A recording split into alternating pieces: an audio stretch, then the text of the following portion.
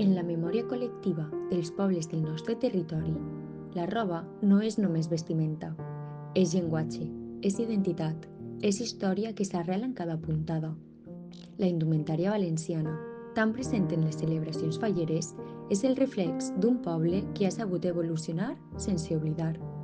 Des de les primeres flames que anunciàvem la primavera fins als actuals actes oficials plens de seda i protocol, el vestit tradicional ha anat transformant-se amb el pas dels segles, però mantenint viva l'essència d'allò que un dia va ser.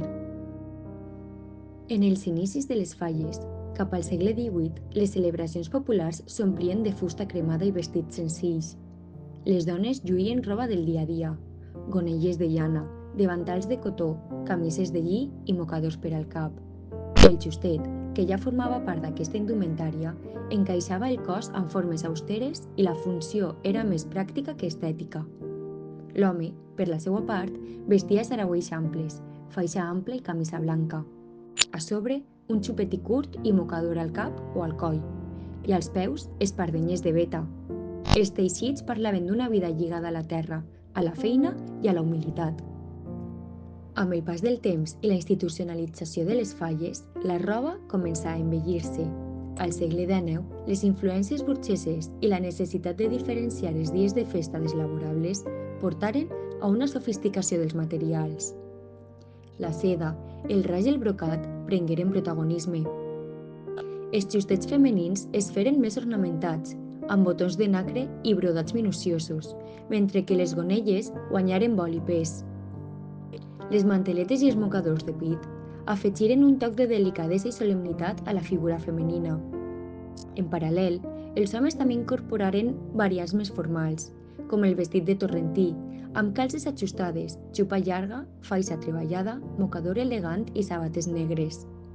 Els xupetins es brodaren amb més detall i alguns, fins i tot, lluïren botons antics de metall o nacre. Malgrat els canvis, alguns elements han resistit el pas del temps com si foren part del paisatge intern del poble.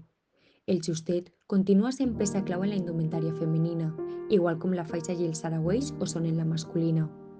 Les faldes amples, amb engaós i cèrcols, mantenen la silueta característica. Els pentinats, amb agulles i pintes, es mantenen quasi inalterables, i els mocadors de cap, encara que a voltes adaptats, continuen sent símbol de tradició. Les espardenyes, tant en dones com en homes, recorden els orígens més humils i autèntics d'aquesta vestimenta. El segle XX i l'arribada del segle XXI han suposat una nova etapa. La institucionalització fallera, amb l'elecció de falleres majors i actes d'honor, ha aportat uniformitat i protocol, però també ha despertat una consciència per la recuperació històrica.